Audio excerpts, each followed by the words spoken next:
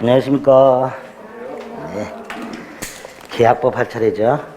네. 불꽃법보다 훨씬 쉬우니까 총론, 강론 10문제 중에서 8문제 이상 맞출 생각 하셔야 된다고 했습니다. 자, 지난주에는 농림물권 마지막 전세권하고 담보물권 2개 했어요. 유치권, 저당권. 중요하다고 그랬죠. 유치권하고 저당권은. 전세권은 조문 위주로 한 문제 나오니까 조문 위주로 봐주시면 된다고 그랬어요. 일단 전세권은 개념 요소가 3가지죠. 전세금 지급, 부동산을 용도에 따라 상식, 마지막으로 전세금을 목적물 경매대가로부터 우선 변제받는, 그래서 영유물권과 담보물권의 성격을 모두 가지고 있는 그런 권리가 전세권이다. 그랬습니다.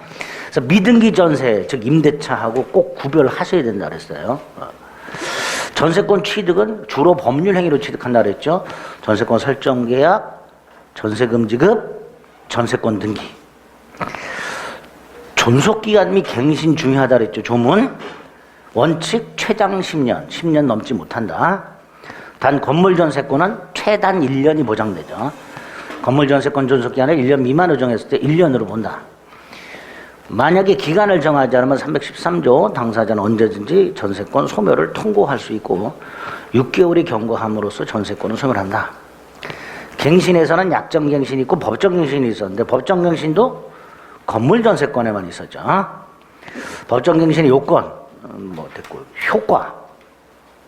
전 전세권과 동일 조건으로 갱신한 것으로 보되 기간은 정함이 없고 갱신에 따른 변경 등기 없이도 갱신된 전세권 주장할 수 있다.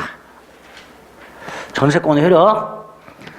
전세권자 스스로 목적물 현상 유지 수선 의무가 있다. 309조. 타인 소유 토지에 설정된 타인 소유 토지 위의 건물에 설정된 전세권의 효력은 그 건물 소유를 위한 지상권 또는 임차권에도 미친다. 토지와 건물의 소유자가 동일한 상태에서 설정된 건물 전세권. 그런데 토지 소유자가 변동이 됐을 때 건물 소유자인 전세권 설정자가 지상권을 취득한다. 305조. 306조. 전세권 양도할 수 있고 담보 제공할 수 있고 목적물을 전전세 임대할 수 있다. 설정자 동의 필요 없다. 하지만 당사자가 설정 행위로 금지 약정할 수 있다. 전전세 또는 임대하지 않았더라면 면할 수 있었던 불가항력적 손해에 대해서도 책임을 져라. 이런 것들이 전세권 양도에서 기억나셔야 되죠. 전세금 반드시 지급하되 현실적으로 수수할 필요는 없고 기존 채권으로 전세금 지급을 가름할 수 있다. 전세권과 전세금 반환 채권은 분리양도할 수 없는 게 원칙이다. 목적물의 소유자가 바뀌면 신소유자가 전세금 반환 의무를 그대로 승계하기 때문에 전소유자는 전세금 반환 의무를 면한다. 전세금 증감 청구에서 증액 제한이 있었죠. 20분의 1 초과 증액 청구할 수 없고 1년 내 재증액 청구할 수 없고. 전세권 소멸 사유 중에 311조 용도에 따라 사용식하지 않으면 소멸 청구한 소멸이 있었고요. 기간을 정하지 않으면 소멸 통고한 소멸이 있었고요. 목적물이 멸실됐을 때 불가항력적 멸실이냐 전세권자 귀책 사이의 멸실이냐로 나눠서 전세권은 어떻게 되고 전세금은 어떻게 되는가. 314조 315조. 전세권이 소멸하게 되면 동시행관계가 하나 있었고요. 317조. 그 다음에 전세금 반환을 지체한 목적물을 경매해서 우선 변제받을 수 있었고, 부속물 수거권이 있었는데, 수거 의무가 있었는데 설정자도 부속물 매수 청구할 수 있고 전세권자도 부속물 매수 청구할 수 있었죠. 마지막으로 필요비 상환청구는 없고 유익비 상환청구는 인정이 된다. 기본이 되는 거는 숙지를 하셔야 됩니다. 담보물권 중에 유치권, 타인 물건 또는 유가증권을 점유하는 자가 그 물건 또는 유가증권에 관하여 생긴 채권이 변제기 있을 때 그걸 변제받을 때까지 그 물건 또는 유가증권을 유치, 즉 점유하면서 반환을 거절하는 법정 담보물권. 하지만 포기 투격할 수 있다. 우물추물 없다. 우선면제 물상대비 추구표 물권적 청구권. 요건 5개. 타인 물건일 것, 물건에 관하여 생긴 채권이 있을 것, 채권이 변제기 도래할 것, 적법 점유할 것, 유치권 포기 특이하게 없을 것. 그리고 2번째 것, 물건에 관하여 생긴 채권. 이게 핵심이죠. 거기서 꼭 기억할 게 있었죠. 보증금, 권리금, 부속물 매매대금, 건축 자재대금. 이런 것들은 유치권 인정되지 않는다. 나머지는 이제 굵직굵직한 타이틀만 딱 기억나시면 돼요. 유치권의 효력 중에서 권리가 있었죠. 유치권이 있었고요.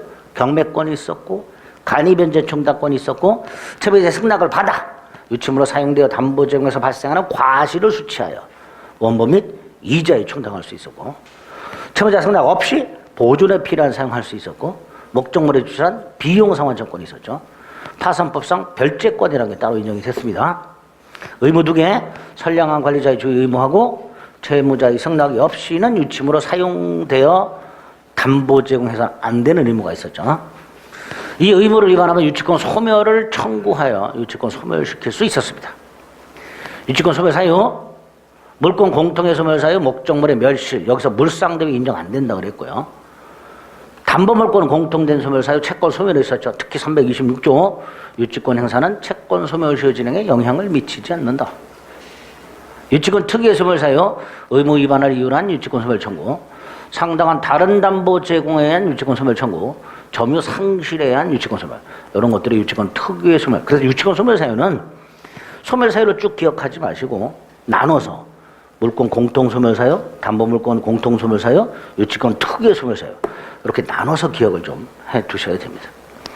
마지막 저당권, 채무자 또는 제3자 즉 물상보증인 제공한 담보물을 점유하지 않은 채 그 교환 가치만을 관념상 지배하다가 나중에 그 경매대가에서 후순위 권리자보다 자신의 채권을 우선해서 변제받는, 그래서 목적물을 점유하지 않기 때문에 유치적 효력이 없고 반드시 등기 등록하라 그랬죠. 유치권 취득하는 방법의 대표가 법률행위죠. 소비대차계약과 저당권 설정계약과 등기. 그러면 저당권을 취득하죠. 저당권의 효력에서 제일 중요한 게 네 가지가 있었죠. 저당권의 효력이 미치는 범위, 피담보 채권의 범위, 원본 이자 위약금 채무 불이행을 이유한 손해배상 저당권 실행비용, 그중에 채무 불이행을 이유한 손해배상을 지연배상이라고 용어는 원본의 이행기를 경고하는 1년분에 하나 달이 1년분에. 목적물의 범위, 부합물에도 미치고 종물에도 미친다. 종된 권리 확정이 된다. 과실에는 원칙적으로 미치지 않지만 목적물 압류후에는 과실에도 효력이 미친다. 목적물이 멸실해서는 공용징수됐다. 보험금, 보상금으로부터 우선 변제 받을 수 있다. 물상 대위. 366조 법정상권에 대비되는 365조 토지저당권자의 토지건물 일괄경매권. 건물이 없는 나대지의 저당권이 설정되고 건물이 축조될 것, 설정자가 축조하여 소유하거나 제3자가 축조했지만 설정자에게 소유권이 귀속된 경우. 토지저당권자는 건물까지 경매할 수 있는 권리가 있다. 의무가 아니라. 일괄경매했을 때 두 가지 효과. 토지 건물을 동일인에게 매각 허가하라는 거하고 특히 건물 경매 대가에서 우선 변제 받을 수가 없다. 저당부동산 제3취득자, 저당권이 설정된 부동산에 대해 채무를 인수하지 않은 채 소유권, 지상권, 전세권을 취득한 자. 그중에 소유권 취득한 사람은 경매인이 될 수 있다.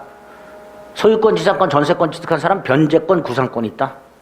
목적물에 지출한 비용, 경매 대가부터 영순위로 우선 상환 받을 수 있다. 저당권 침해에 대한 구제 네 가지. 물권적 청권, 반환 청권 인정이 안 된다. 방해 제거, 방해 예방만 인정된다.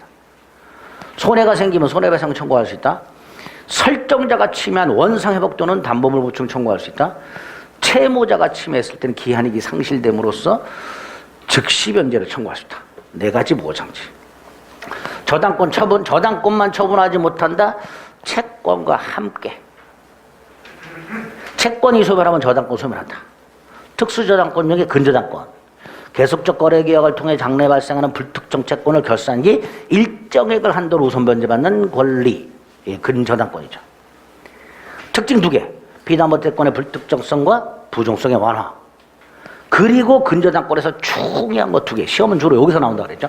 하나가 근저당권의 채권의 확정 시기, 결산기 도래 전 채권 전부 소멸했고 당사자가 거래를 계속할 의사가 없을 때 해지. 기간을 정하지 않았다 언제든지 해지. 파산 또는 개인회생. 마지막으로 경매 신청. 이게 제일 중요하죠. 근저당권자가 경매를 신청하면 신청 시, 후수리 권리자가 경매를 신청했을 때는 매각대금 완납한 때. 그리고 그 확정된 채권액이 우선 변제 한도인 채권 최고액을 초과하는 경우 채무자는 전부 변제해야 근저당 마수를 청구할 수 있으나 물상보증인 또는 제3취득자는 최고액까지만 변제하고 근저당의 마수를 청구할 수 있다. 두 개 확정 시기와 확정되었을 때 채권액이 최고액을 초과하는 경우에 변제. 두 가지가 거의 시험에 집중해서 나온다고 말씀을 드렸습니다. 이게 이제 지난주에 한 거죠.